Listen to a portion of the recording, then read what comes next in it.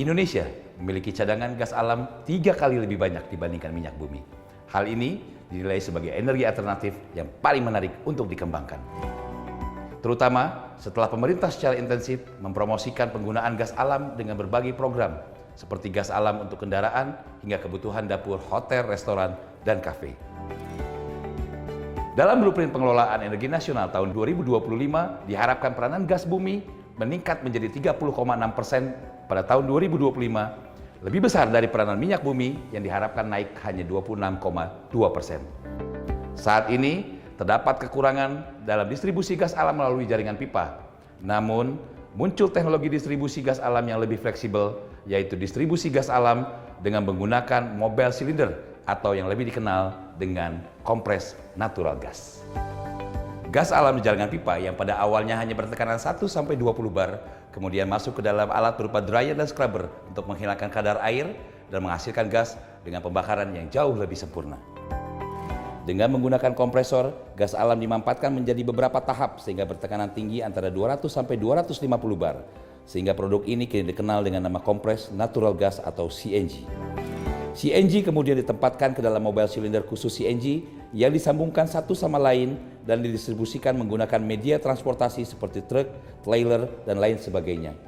Mobil silinder tersebut kemudian dialokasikan kepada area tertentu yang diperuntukkan untuk bongkar muat CNG yang nantinya setelah CNG pada mobile cylinder hampir habis akan digantikan dengan mobile cylinder lain yang masih terus terisi penuh.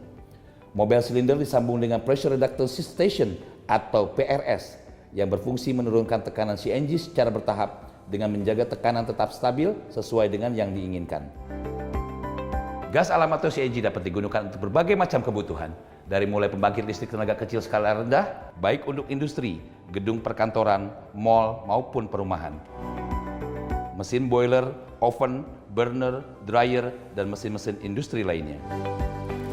Bahan bakar gas untuk kendaraan umum dan transportasi pribadi juga bisa menggunakan CNG.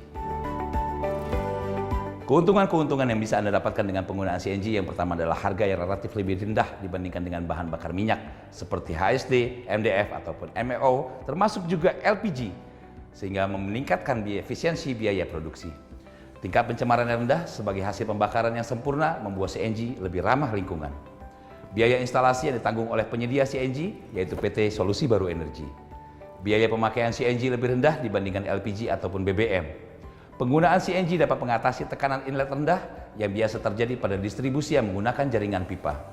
Waktu instalasi yang lebih cepat karena tidak diperlukan instalasi untuk konstruksi jaringan pipa luar. Distribusi CNG ke customer melewati beberapa tahapan.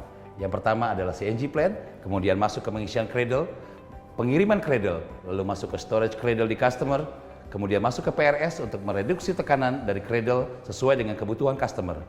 Lalu dimasuk ke dalam metering, memastikan berapa yang Anda bayar seharga berapa gas yang Anda gunakan.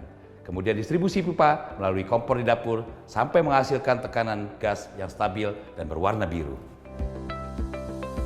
Semenjak pakai gas CNG, apinya alhamdulillah tuh sekarang biru gitu ya, terus nggak mencar gitu, jadi rata gitu ya. Jadi ke panci-panci itu nggak pada hitam gitu.